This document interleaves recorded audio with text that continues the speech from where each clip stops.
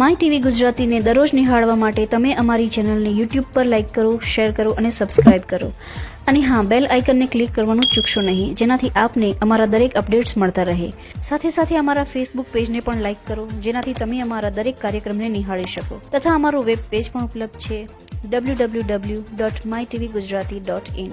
Type કરી અમારા page પર દરરોજના કાર્યક્રમને નિહાળી અન્ય વિગતો પણ મેળવી શકો છો. અમારી ચેનલ 24/7 hours નિહાળવા માટે ગૂગલ પ્લે સ્ટોર પર અમારી એપ્લિકેશન ઉપલબ્ધ છે, જેના પર અમારા કાર્યક્રમ તો નિહાળી શકશો જ, સાથે સાથે ગુજરાત સહિત અન્ય રાજ્યોના સમાચાર પણ નિહાળી શકશો. તો જોડાયેલા રહો માય ટીવી ગુજરાતીની સાથે.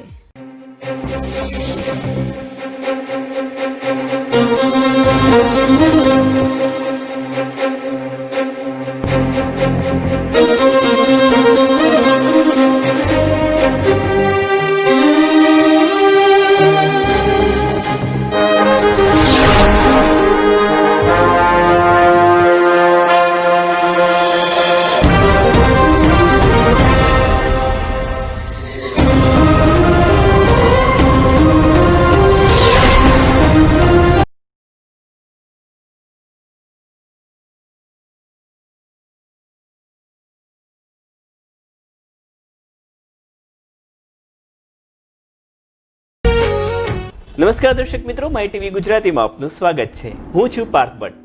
જ્યારે પિતૃપક્ષ ચાલી રહ્યો છે ત્યારે પિતૃઓને ખુશ કરવા માટે અલગ અલગ આપણે પૂજાઓ કરતા હોય છે. એમાં પણ ખાસ કરીને પિતૃ પૂજાનું અનેરું મહત્વ છે. વાત કરવા જઈએ તો કોઈ ને કોઈ પિતૃથી ક્યાંક ને ક્યાંક પીડાયેલો હોય છે. તો પિતૃ એક એવા દેવ છે જે કે પ્રત્યક્ષ છે. આપણને કદાચ કહી શકાય કે પિતૃઓ જે આપણા છે તે આપણને આશીર્વાદ આપતા હોય છે. પરંતુ આ પિતૃ પૂજા કેવી રીતે કરવી, પિતૃપૂજા શા માટે કરવી જોઈએ, અને હા, તમે જાતે પિતૃપૂજા કઈ રીતે કરી શકશો, મારી સાથે રવિશંકર શાસ્ત્રીજી છે, તેમની સાથે વાત કરીશું, જે નિષ્ણાંત છે, સાથે તે પોતે જ્યોતિષાચાર્ય પણ છે. તેમની સાથે વાત કરીશું અને એ આપણને જણાવશે. નમસ્કાર રવિશંકર શાસ્ત્રીજી, આપનું સ્વાગત છે માય ટીવી ગુજરાતીમાં. પ્રથમ પિતૃ માટેનું વંદના માટેનું નમસ્કાર કરી અને માર્ગદર્શન શરૂ કરીશું. તો પિતૃનો જે મંત્ર છે, ઓમ નમો પિતૃભ્યઃ સ્વદાયિભ્યઃ સ્વદા નમઃ, પિતામહેભ્યઃ સ્વદાયિભ્યઃ સ્વદા નમઃ, પ્રપિતામહેભ્યઃ સ્વદાયિભ્યો સ્વદા નમઃ, અક્ષન્ન પિતરો મીમદંત પિતરો પિતૃપંત પિતરઃ પિતરઃ શુન્દધ્વમ. બહુ અગત્યનો અને જીવનમાં ખાસ ઉપયોગી પ્રશ્ન છે. પહેલો પ્રશ્ન તો એ છે કે પિતૃ કોને કહેવાય અને પિતૃ પ્રસન્ન થાય તો શું આપી શકે છે. બિલકુલ. તો શ્રીમદ ભાગવતના 10મા સ્કંદમાં 45મા અધ્યાયમાં જે શ્લોક છે, સર્વાર્થ સંભવો દેહો જનિતઃ પાલિતો યતઃ એવં જનિતઃ પોષિતો યતઃ ન તયોર યાતિ નિર્વેશમ પિત્રોર્મર્ત્ય શતાયુષા.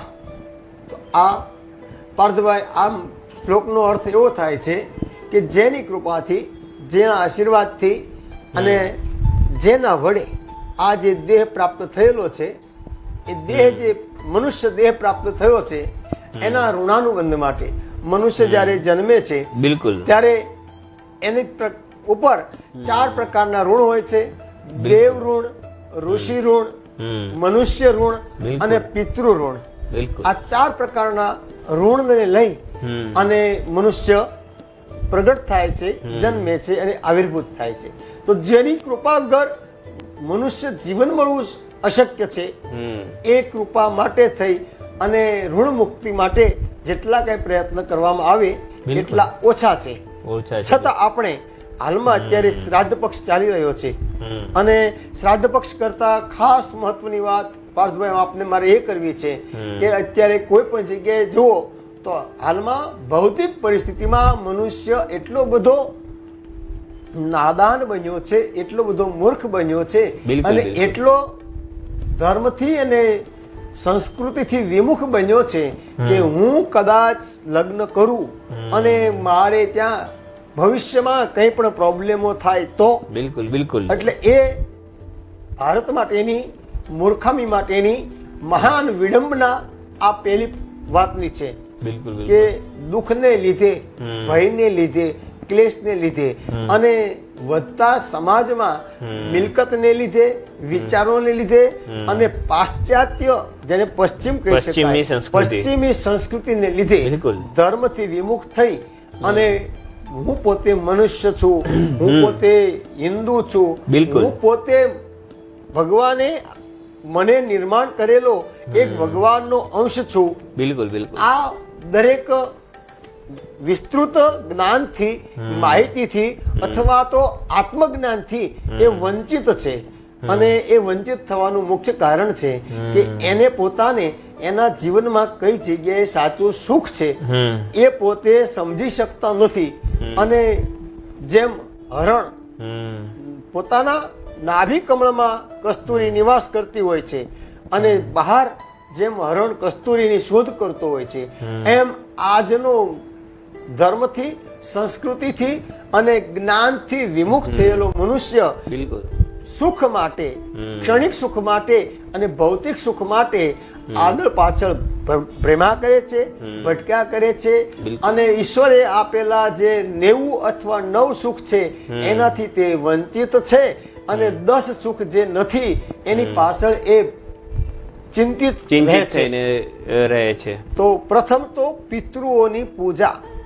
તો કારણ કે શ્રીમદ ભાગવતમાં અને ગીતામાં પણ લખેલું છે કે પતંતી પિતરો યેશા લુપ્ત પિંડોદક ક્રિયા. શ્રીમદ ભગવદ ગીતાના પહેલા અધ્યાયમાં લખ્યું છે કે જે મનુષ્ય પિતૃઓની પૂજા કરતા નથી, પિતૃઓનું તર્પણ કરતા નથી અથવા પિતૃઓને માન સન્માનથી સારી રીતે યાદ કરી શકતા નથી, બિલકુલ તે પિતૃઓ ઘોર નરકમાં પડે છે. આજે આપણે સરસ વિષય એટલા માટે લેવો છે કે પિતૃઓની પૂજાથી, પિતૃઓના આશીર્વાદથી આશીર્વાદ શું શું મળે ફાયદો. છે. પરંતુ આપને પૂજાની વાત કરી તો પુત્રીઓ જે પિતૃની પૂજા છે શા માટે કરવી જોઈએ એનું પણ અમારા દર્શકોને બતાવશો કે પિતૃ પૂજા આપણે શું કામ કરવી જોઈએ અને શા માટે કરવી જોઈએ પિતૃ પૂજા? આપણે પાર્થભાઈ બહુ સરસ એટલો બધો પ્રશ્ન કર્યો છે કે જ્ઞાન અને વિજ્ઞાન બંને જો સહારો લઈએ તો આપણું જે આ ભૌતિક દેહ છે, આમ તો શરીરના જે પ્રકાર છે સ્થૂળ શરીર અને સૂક્ષ્મ શરીર છે. તો આ સ્થૂળ શરીર અને સૂક્ષ્મ શરીરનું જે નિર્માણ છે એમાં જે જ્ઞાને અને વિજ્ઞાને આપણી જે પર્સન્ટેજ ટકાવારી બતાવી છે એમાં અમુક ટકા એ પૂર્વજોના હોય છે, અમુક ટકા મોસાળના હોય છે. આ ટકાવારીના ઋણના ચૂકવવા માટે થઈ અને આપણે પિતૃ પૂજા કરવી એ આપણા માટે અગત્યનું છે. બિલકુલ બિલકુલ. તો ખાસ તો કે વંશ વેલો જેમ હમણાં જ ગણપતિના તહેવારો પૂર્ણ થયા તો ગણપતિને દુર્વા ચડાવવાથી, દુર્વા અર્પણ કરવાથી જેમ વંશની વૃદ્ધિ થાય છે એમ પિતૃઓની પૂજા કરવાથી, પિતૃઓનું તર્પણ કરવાથી, પિતૃઓનું શ્રાદ્ધ કરવાથી અને પિતૃઓને શ્રદ્ધાંજલિ અર્પણ કરવાથી હંમેશા વંશ વિસ્તાર, વંશ વૃદ્ધિ થતી રહે છે. એટલા માટે આ પિતૃ પૂજા દરેક જીવાત્માએ અવશ્ય કરવી જોઈએ. બિલકુલ શાસ્ત્રીજી, આપણે કીધું પિતૃ તર્પણ કે પિતૃનું શ્રાદ્ધ કરવું જોઈએ.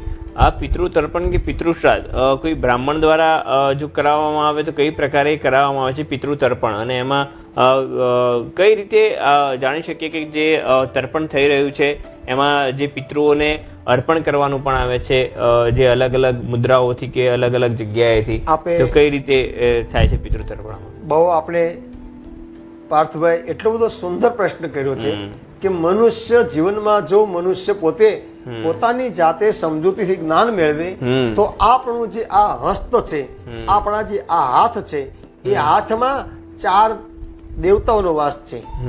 તો દાખલા તરીકે પહેલા જે દેવ તર્પણ આવે છે તો દેવ તર્પણ જે છે એ સન્મુખ એટલે સીધા હાથે કરવામાં આવે છે. બિલકુલ બિલકુલ. બીજું ઋષિ તર્પણ. ઋષિ તર્પણ એ બંનેના ખોબળાના વચ્ચે ભાગમાંથી કરવામાં આવે છે. અને ખાસ તો આપણે મુખ્ય કરવું છે કે પિતૃ તર્પણ. તો પિતૃઓનું તર્પણ જે છે એ અંગૂઠાથી અર્પણ કરવામાં આવે છે. બિલકુલ. અને આપને ખાસ પાર્થભાઈ વાત કરું કે વિષ્ણુ ભગવાનની જ્યારે પૂજા હોય તો પંચોપચાર, ષોડશોપચાર, ત્રિંશોપચાર અથવા તો 56 માતાજીની દેવી રાજોપચાર, આવી રીતે અનેક સામગ્રી દ્વારા અનેક સાહિત્ય દ્વારા અનેક પ્રકારની તર્પણ વિધિ, દેવ પૂજા અને યજન કરવામાં આવે છે. પણ શાસ્ત્રમાં એક વ્યાખ્યા છે કે જે મનુષ્ય શુદ્ધ છે, જે મનુષ્ય સાત્વિક છે અને જેની પાસે ફક્ત પાણી એટલે જલ, દર્ભ અને જવ તલ, ફક્ત જવ તલ, જલ અને દર્ભ, આ 4 વસ્તુ હોય તો પણ મનુષ્ય પોતાના પિતૃઓ માટે પિતૃ તર્પણ કરી શકે છે અને પિતૃ પૂજા કરી શકે છે. બિલકુલ. એટલે આ 4-5 વસ્તુઓ તમારી હશે તો ત્યાં તમે પિતૃ પૂજા કરી શકશો ને એમાં પણ જે તર્પણ છે તે પણ કરી શકો છો. પિતૃ તર્પણ અનેક રીતે થાય છે, ખાસ કરીને અલગ અલગ જે રીતે લોકો કરતા હોય છે, પરંતુ તમે જો બ્રાહ્મણને બોલાવીને ઘરે પિતૃ તર્પણ કરાવો તો તે અલગથી જે પિતૃ તર્પણ થાય છે. અને સાથે એક બીજી જો વાત કરવા જઈએ દર્શક મિત્રો, તો જે પિતૃના દિવસો ચાલી રહ્યા છે ત્યારે જો આવા સમયમાં પિતૃને તર્પણ કરવામાં આવે, તેનું શ્રાદ્ધ કરવામાં આવે તો બિલકુલથી તમારી ઘણી જ મનોકામના પૂર્ણ થતી હોય છે. જે પિતૃ પૂજા કેટલીક બાબતો છે કે જે કરવાથી તમને કદાચ પિતૃઓને પણ તેનાથી મોક્ષ મળતો હોય છે. કેટલાક સ્તોત્ર છે, કેટલાક મંત્રો છે, તે કરવાથી પણ તમને સાંભળવાથી કે ઘરમાં કરવાથી તેનાથી પિતૃઓને મોક્ષ મળતો હોય છે. શાસ્ત્રીજીને વાત કરીશું કે કેટલાક એવા સ્તોત્ર છે, કેટલાક એવા ભગવાનના નામ છે કે તમે આવા દિવસોમાં જો એ ભગવાનના નામ લો તો કદાચ પિતૃઓ તૃપ્ત થતા હોય, મોક્ષ ગતિ પામતા હોય છે, એવું પણ કહેવામાં આવે છે. એ કઈ રીતના કયા કયા પ્રકારના મંત્રો અને તેના સ્તોત્ર છે? પાર્થભાઈ, આપે બહુ સરસ પ્રશ્ન કર્યો છે. પ્રથમ તો પિતૃ પૂજા કઈ જગ્યાએ, કેવી રીતે અને કેમ કરવી પડે? તો પ્રથમ કોઈ પણ જગ્યાએ કોઈ પણ માણસ બહાર જઈ શકતો ન હોય, અને હું તો કહું અત્યારે કોરોના સમય છે, ક્યાંય જવાની જરૂર નથી. તમારા પોતાના ઘરમાં જ જે જલ છે, જેને પાણિયારું કહીએ છીએ, ત્યાં પાણિયારે જ પિતૃઓનો વાસ હોય છે. અને કોઈ પણ જીવાતમાં ફક્ત મહિનામાં 6 દિવસને બાદ કરતા પોતાના પિતૃઓ માટે પોતાના પાણિયારે આડી દિવેટની વાત કરી દિવેટ કરી અને પિતૃઓનું પૂજન કરી શકે છે. અને ખાસ તો મહત્વ એ જ કે બ્રાહ્મણ દ્વારા જ થઈ શકે એવું નથી. આમ તો તર્પણ માટેના જે 4-5 સ્થળો બહુ પ્રખ્યાત છે. આપણે સિદ્ધપુર જોઈએ તો માતૃ શ્રાદ્ધ માટે બહુ પ્રખ્યાત છે. અને માતૃઓનું, સ્ત્રીઓનું શ્રાદ્ધ કરવાથી એ સિદ્ધપુર સ્થળ પ્રખ્યાત ગણાય છે. પછી સમસ્ત પિતૃ માટે ચાણોદ કરનાળી પણ શુદ્ધ ગણાય છે. એ સિવાય સૌરાષ્ટ્ર ભગવાન કૃષ્ણ જે દેહ વિલય પામ્યા એ પ્રાચી ભાલકા તીર્થ છે, ત્યાંનું પણ મહત્વ છે. અને આ દરેક વિસ્તારને બાદ કરતા મહાન તીર્થ જે આપણું ભારતનું અથવા ગુજરાતનું શ્રેષ્ઠ ગણી શકાય.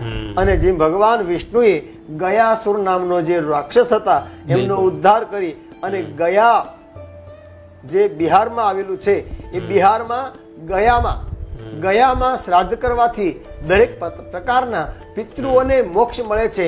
એમાં કોઈ પણ પ્રકારનો સંશય નથી, સંદેહ નથી. અને પાર્થભાઈ, ખાસ તો આપનો પ્રશ્ન મને એક બહુ ગમ્યો કે માની લો કે બ્રાહ્મણ જ કરી શકે છે, પણ એવું નથી. કોઈ પણ સુગ્ન માણસ, કોઈ પણ સંસ્કારી માણસ, કોઈ પણ ભાવિક માણસ અને કોઈ પણ પોતાની પિતૃઓ પ્રત્યેની શ્રદ્ધા લાગણી વાળો કોઈ પણ મનુષ્ય આ તર્પણ કરી શકે છે. જે જાતિ તર્પણ કરવાની આપણે વાત કરી કે કોઈ પણ માણસ જાતિ તર્પણ કરી શકે છે, તો એ જે જાતિ તર્પણ કરવાની વાત કરીએ તો તેમાં પણ અલગ અલગ રીતે તર્પણ થતું હોય છે. સાથે સાથે આપણે આગળ પણ એક વાત કરી કે જે રીતે આ પિતૃ પૂજા છે એ શા માટે કરવી જોઈએ તેની પણ આપણે વાત કરી. એક બીજી તમે વાત કરી કે કેટલાક મંત્રો છે કે કેટલીક રીતે તમે જાતિ પિતૃ તર્પણ કરી શકો છો. કેટલીક જગ્યાએ તમે જાઓ તો પણ તમે પિતૃ તર્પણ કરી શકો છો. બ્રાહ્મણ વગર તમે કઈ રીતે પિતૃ તર્પણ થાય છે તેનું આપણે જો વાત કરવા જઈએ, પરંતુ તે બ્રાહ્મણ વગર પૂજા જે લોકો કરાવતા હોય છે તેમને કદાચ ત્યાંથી પિતૃ તર્પણની જે પૂજા છે તેની એક ક્યાંક ને ક્યાંક એની હારમાળા હોય છે તે હારમાળા પ્રમાણે ન જઈએ અને તેની પરિચારિકા પ્રમાણે ન જઈએ તો કદાચ ક્યાંક ને ક્યાંક પિતૃનો પણ દોષ લાગતો હોય છે તેવું કહી શકાય? હા, ચોક્કસ. તેના માટે એક વિષય એવો છે કે પહેલી વાત એ છે કે પિતૃ દોષ ક્યારે લાગે છે તો જીવનમાં જ્યારે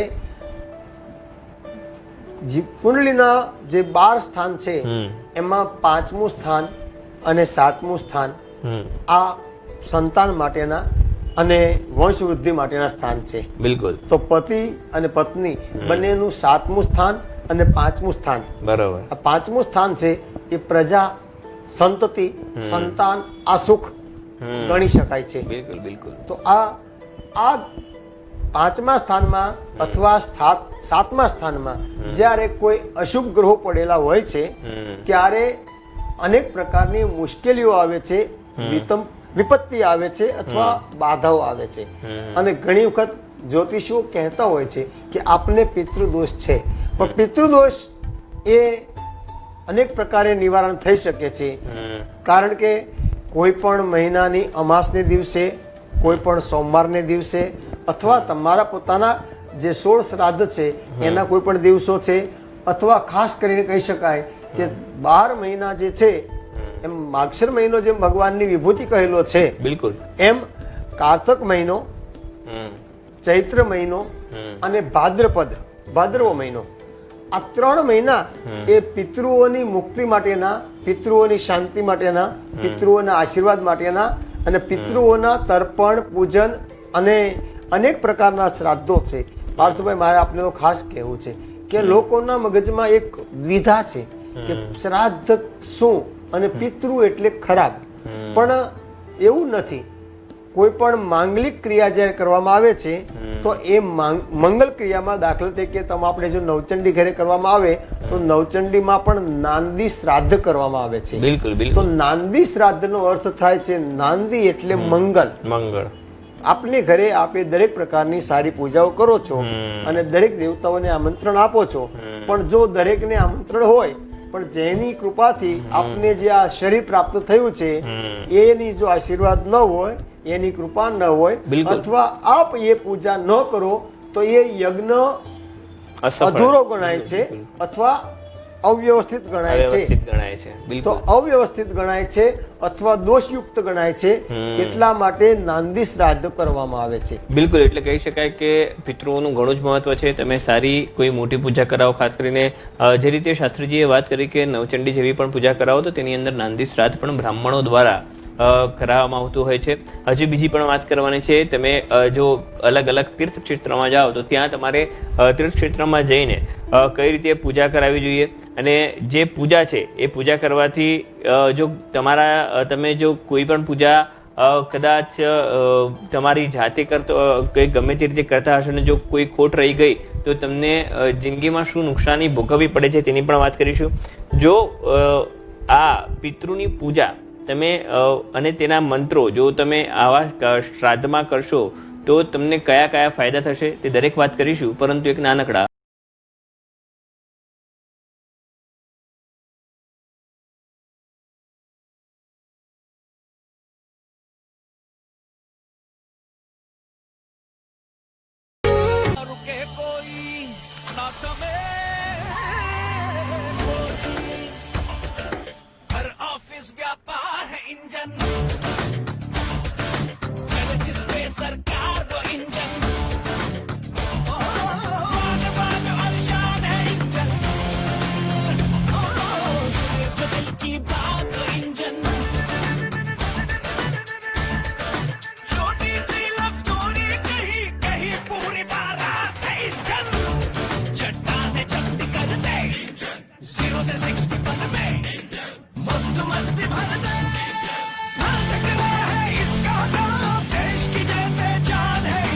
देश करोड़ों इंजनों पर दौड़ता है, हम इन इंजनों को थकने नहीं देंगे. इसीलिए speed, high performance petrol plus MAK high performance lubricant. देश का इंजन नहीं थकेगा. हम नई उमंग है, सेवा में तैयार हम रहे, नई सीख से बेहतर हम बने। हम भारत पेट्रोलियम है, नई उमंग है, हम नई उमंग है, नई उमंग है, हम नई उमंग है।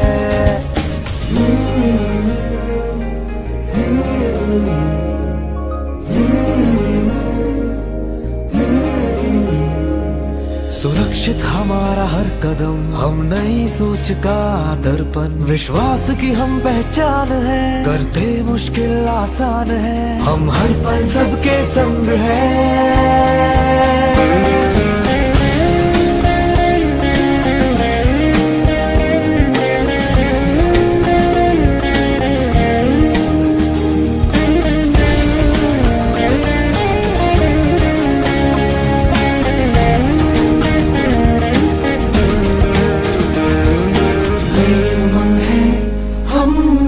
उमंग है, नई उमंग है, हम नई उमंग है। हौसलों की उड़ान है, दिल में नए अरमान है, हर मंजिल को पाते हैं, हर जीत को दोहराते हैं। हम रखते हैं सदा आगे बढ़ने का जोश भी, जुनून भी, यकीन भी, हमसे हर पल रोशन है।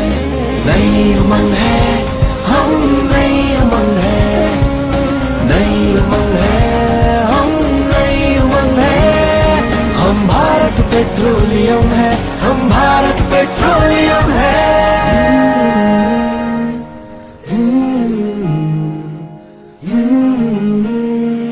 हम भारत पेट्रोलियम है।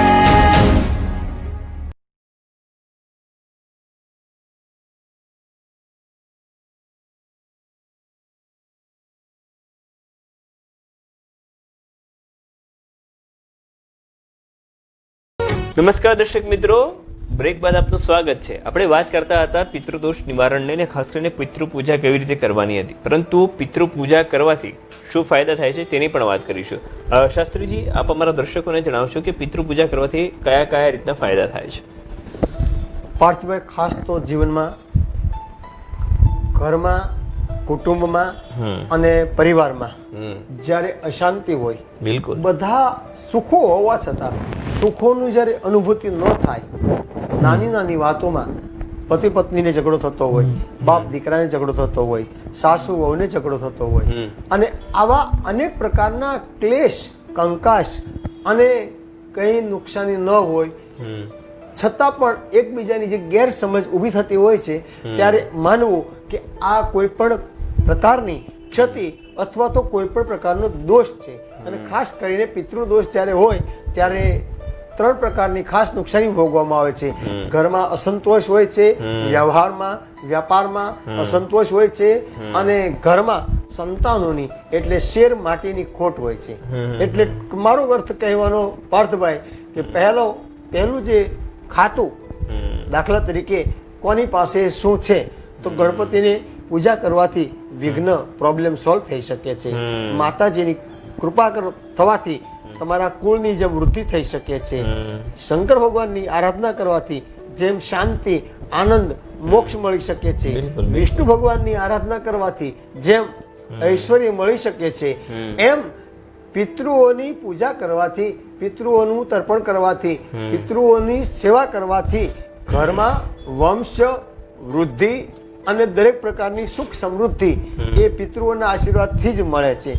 બહુ દુઃખ સાથે કહેવું પડે છે કે આજના ભૌતિક સુખમાં મનુષ્ય પોતે એકલો પિતૃઓથી, ધર્મથી અને સંસ્કૃતિથી વિમુખ બન્યો છે, અને ભૌતિક સંપત્તિમાં એ ગાંડોતુર બન્યો છે. પણ જ્યાં સુધી પિતૃઓના આશીર્વાદ ન હોય, પિતૃઓની કૃપા ન હોય, ત્યાં સુધી ઘરમાં વંશ વેલો, વંશ વૃદ્ધિ, વંશનો વિસ્તાર એ નથી થઈ શકતો. બીજું, કમાણી, ઇન્કમ, વ્યાપાર, બિઝનેસ, ધંધો ગમે તેટલો હોય, ભૌતિક સુખ સમૃદ્ધિ ગમે તેટલી હોય, પણ જીવનનો સાચો આનંદ એ નથી આવી શકતો. અને ત્રીજું, ઘરમાં જે ગૃહસ્થાશ્રમના જે નિયમો છે, તો ગૃહસ્થાશ્રમના જે નિયમો કહેવામાં આવે કે ગૃહસ્થાશ્રમ કેવો ગણાય કે સાનંદમ સદનમ સુતાશ્ચ સુધિય કાંતા મૃદુર્ભાષિણી સન્મિત્રમ સ્વજનમ સ્વયો શિતિરતિ ચાજ્ઞા પરા સેવકા આતિથ્યમ શિવ પૂજનમ પ્રતિદિનમ મિષ્ટાન્ન પાનમ ગૃહે સાધો સંગમ ઉપાસતે હિ સતતમ ધન્યો ગૃહસ્થાશ્રમ. તો ઘરમાં જતા આનંદિત પ્રફુલ્લિત અને સુંદર વાતાવરણ હોય ત્યારે માનવું કે આ ઘરમાં પિતૃઓની ખૂબ કૃપા છે. કૃપા છે, બિલકુલ થી. એટલે જ્યારે તમે ઘરમાં પ્રવેશો ને તમે સકારાત્મકતા મળી આવે તો સમજવાનું ક્યાં પિતૃ કૃપા છે. સાથે આપણે જે પિતૃઓના જે ખાસ કરીને વાત કરી કે પિતૃદોષની પૂજા કરવાથી આપણને થોડાક ફાયદા થાય છે. તમને કદાચ નિસંતાન હોય તો તમને સંતાન પણ મળી શકે છે. તે રીતના ફાયદા તો થતા જ હોય છે, પરંતુ પિતૃદોષ છે કે નહીં તે આપણને કઈ રીતે ખબર પડે? તો પિતૃદોષ છે કે નહીં એ જાણવા માટે ગમે તેટલું કમાઈએ પણ છતાં એફડી થતી ન હોય અથવા ઘરમાં વધતું ન હોય, ગમે તેટલું શરીર તંદુરસ્ત હોય છતાં માનસિક અશાંતિ હોય અને જીવનમાં કોઈ પણ જગ્યાએ ગમે તે કાર્ય કરવા જઈએ પણ એ કાર્યમાં આપણને સંતોષ ન હોય, આનંદ ન હોય અને પ્રફુલ્લિત મન ન હોય, ત્યારે એના ઉપરથી આ જાણી શકાય છે કે આના ઘરમાં અથવા આના જીવનમાં એ પિતૃદોષ છે. અને ખાસ તો પાર્થભાઈ મારે આપને એ પ્રશ્ન કરવો છે કે જેમ દરેક વાતના નિષ્ણાતો, જેમ કોઈ પણ ડોક્ટર પાસે જવું હોય તો ફિઝિશિયન પાસે જવું હોય તો એ મેડિસિન ન આપી શકે, મેડિસિન વાળો સર્જિકલમાં ન જઈ શકાય. જેમ ડોક્ટરોમાં MD પ્રકાર હોય છે, MBBS હોય છે, BS એમ હોય, તો આ પ્રકારે જે ડોક્ટરોના જેમ પ્રકાર છે એમ પિતૃઓની પૂજા કરવા માટેના પણ શાસ્ત્ર જાણકાર, પ્રખર વિદ્વાન અને પોતે કર્મ કરનારા અને શાસ્ત્રમાં જેને વધારે રુચિ છે એ માણસ દ્વારા જો મંત્ર કહ્યા પ્રમાણે, શાસ્ત્ર પ્રમાણે જો સારી રીતે તર્પણ કરવામાં આવે, સારી રીતે પૂજા કરવામાં આવે અને સારી રીતે પ્રસન્નતાથી જો સત્કાર્ય કરવામાં આવે તો એ પિતૃ પૂજાનું એ જીવાત્માને ચોક્કસ શ્રેષ્ઠ ફળ મળે છે. અને પિતૃ પૂજા માટેના પણ જેમ આગળ નાંદી શ્રાદ્ધ કહ્યું એમ શ્રાદ્ધ છે, તર્પણ છે, મહાલયા શ્રાદ્ધ છે, સમસ્ત પિતૃ તર્પણ છે, નારાયણ બલિ છે. આ પિતૃઓને તૃપ્ત કરવા માટેના, પિતૃઓને પ્રસન્ન કરવા માટેના અને પિતૃઓને રાજી કરવા માટેના આ પ્રકારે ઘણા રસ્તાઓ છે. અને શ્રેષ્ઠમાં શ્રેષ્ઠ રસ્તો પણ ભાગવત બતાવ્યો છે. અને એકમ ભાગવતમ શાસ્ત્રમ મુક્તિદાનેન ગર્જતી આવો શબ્દ લખ્યો છે. તો જેની પિતૃઓ અસંતોષ છે, દુઃખી છે અથવા ઘરમાં ક્લેશ છે, કંકાસ છે, અશાંતિ છે, સંતાન સુખ નથી, આ દરેક પ્રકારના સુખ સમૃદ્ધિ માટે શ્રીમદ ભાગવત સપ્તાહ જ્ઞાન યજ્ઞ એ પણ શ્રેષ્ઠ ઉપાય છે. મહાલયા શ્રાદ્ધ છે એ પણ શ્રેષ્ઠ ઉપાય છે. દર 3 વર્ષે, દર અમાસે અથવા દર ભગવાનની જ્યારે કૃપા થાય ત્યારે તીર્થ શ્રાદ્ધ, આ પણ શાસ્ત્રમાં અનેક પ્રકારના રસ્તાઓ બતાવ્યા છે. અને ખાસ તો પાર્થભાઈ મારે એ કહેવાનું કે પિતૃ તર્પણમાં, પિતૃ પૂજામાં જેમ તમારી સાહિત્ય શુદ્ધિ એ ગૌણ છે પણ મન શુદ્ધિ, ભાવ શુદ્ધિ અને ઉચ્ચાર શુદ્ધિ એ ખાસ મહત્વની છે.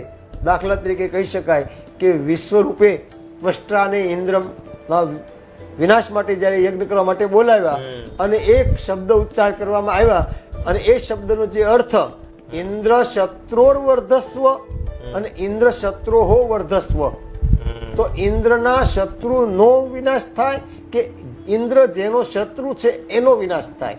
તો ખાસ કરીને મારે કહેવાનું પાર્થભાઈ કે મંત્રોહીન સ્વરતો વર્ણતો વા મિથ્યા પ્રયુક્તો ન તમર્થ માહ સ વાગ્વજ્રો યજમાનમ હિનસ્તિ યથેન્દ્ર શત્રુર સ્વરતો પરાર્ધાત.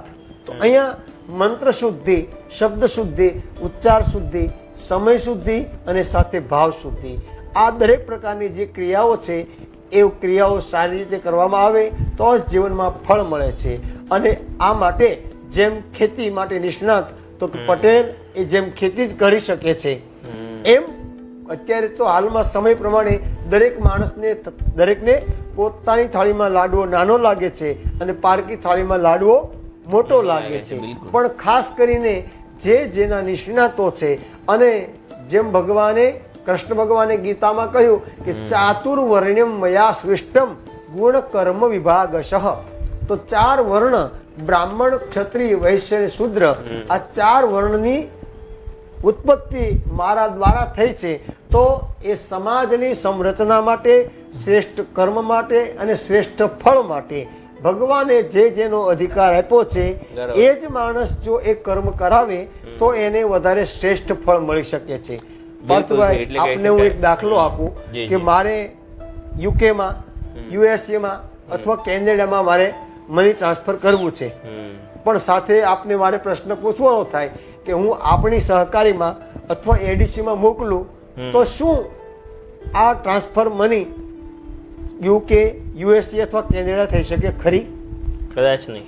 તો જેમ કદાચ નહીં એમ જ પોતાના પિતૃઓની પૂજા છે એ કરવા માટે ભગવાને જે બ્રાહ્મણોને અધિકાર આપ્યો છે, અને બ્રાહ્મણ જો શાસ્ત્ર પ્રમાણે, મંત્ર પ્રમાણે, સમય પ્રમાણે, શ્રદ્ધા સાહિત્ય સાથે અને ભાવ સાથે સારી રીતે પૂજા કરે તો તે જલ્દી સારું ફળ મળી શકે છે.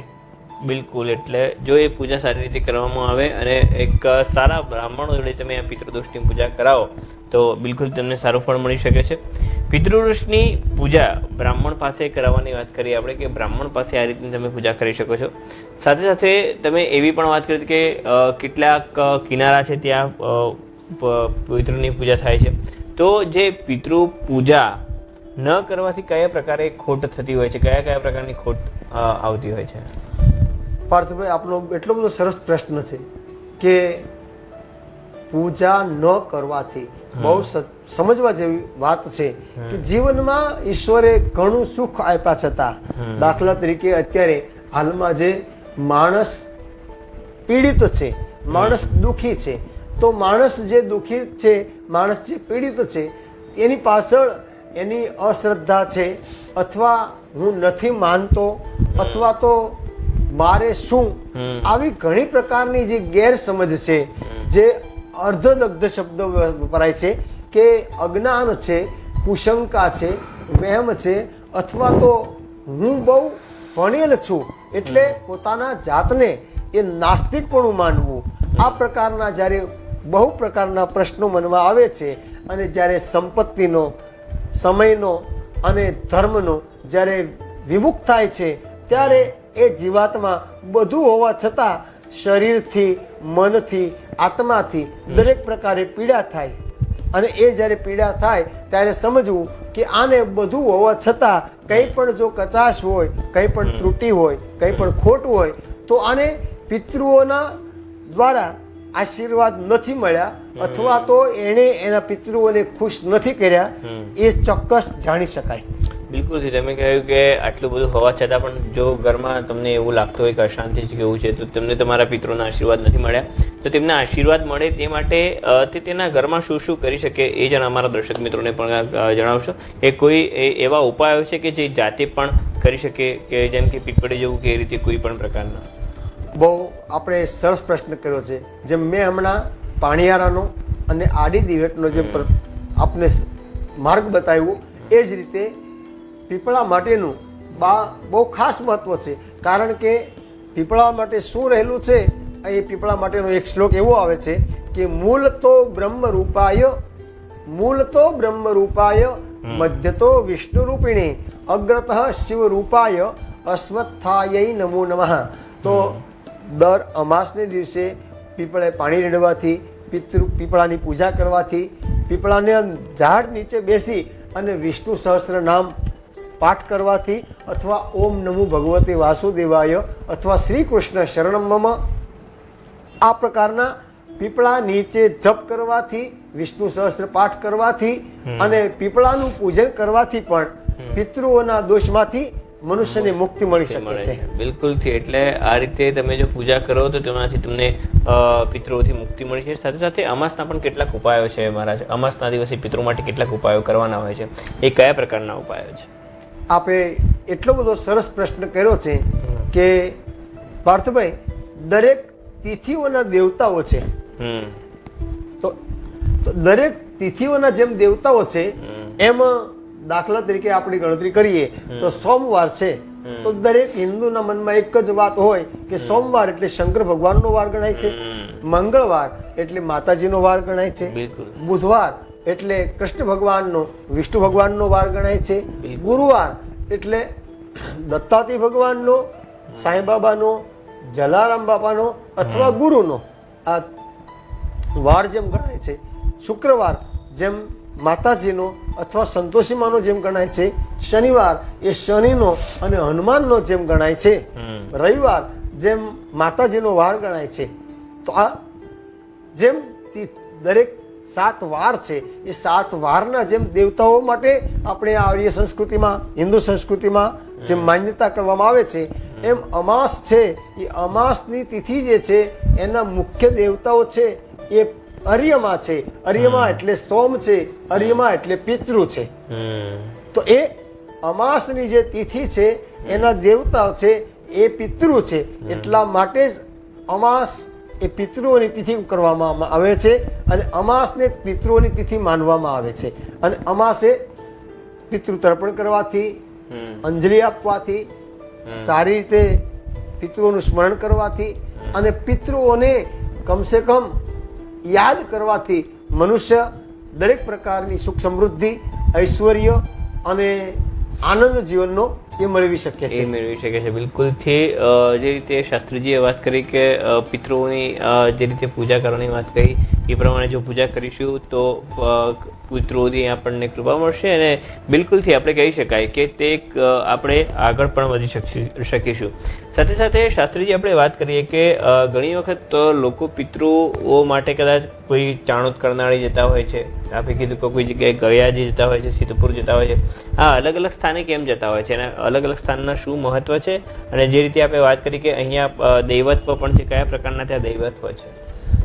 આપે બહુ પાર્થભાઈ બહુ સરસ પ્રશ્ન કર્યો છે. કારણ કે મુખ્ય વાત કરીએ તો જેમ રામાયણમાં જનની જન્મભૂમિશ્ચ સ્વર્ગાદપી ગરીયસી અપી સ્વર્ણમયી લંકા નમે લક્ષ્મણ રોચતે. તો જેમ રામચંદ્ર ભગવાન સ્વયં બ્રહ્મ પોતે, ઈશ્વર પોતે જેમ લક્ષ્મણને કહે છે કે હે લક્ષ્મણજી, આ લંકા છે સોનાની છે પણ મને હવે મારી અયોધ્યા યાદ આવે છે.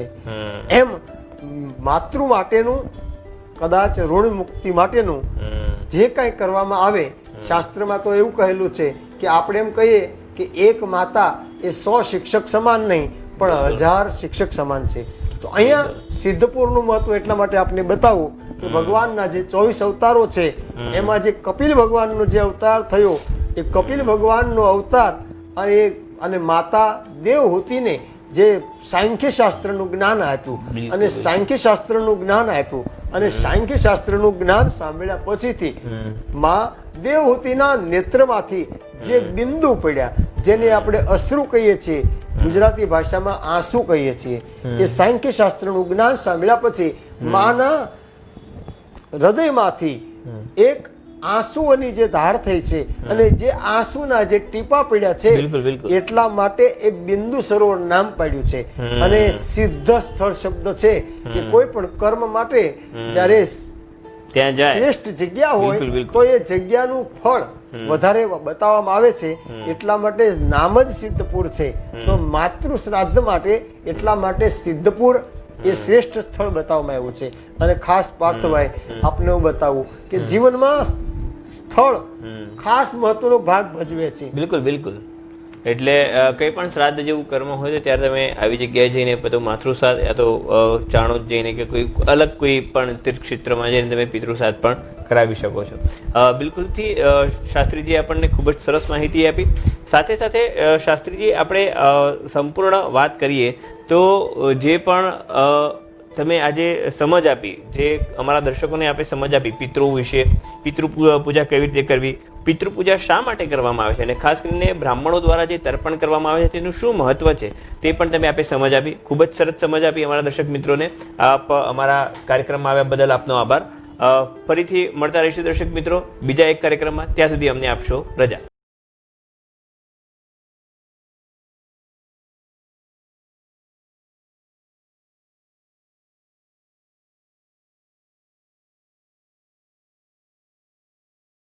માય ટીવી ગુજરાતીને દરરોજ નિહાળવા માટે તમે અમારી ચેનલને યુટ્યુબ પર લાઇક કરો, શેર કરો અને સબસ્ક્રાઇબ કરો. અને હા, બેલ આઇકનને ક્લિક કરવાનું ચૂકશો નહીં, જેનાથી આપને અમારા દરેક અપડેટ્સ મળતા રહે. સાથે સાથે અમારા ફેસબુક પેજને પણ લાઇક કરો, જેનાથી તમે અમારા દરેક કાર્યક્રમને નિહાળી શકો. તથા અમારું વેબ પેજ પણ ઉપલબ્ધ છે www.mytvgujarati.in. ટાઈપ કરી અમારા પેજ પર દરરોજના કાર્યક્રમને નિહાળી અન્ય વિગતો પણ મેળવી શકો છો. અમારી ચેનલ 24/7 hours નિહાળવા માટે ગૂગલ પ્લે સ્ટોર પર અમારી એપ્લિકેશન ઉપલબ્ધ છે, જેના પર અમારા કાર્યક્રમ તો નિહાળી શકશો જ, સાથે સાથે ગુજરાત સહિત અન્ય રાજ્યોના સમાચાર પણ નિહાળી શકશો. તો જોડાયેલા રહો માય ટીવી ગુજરાતીની સાથે.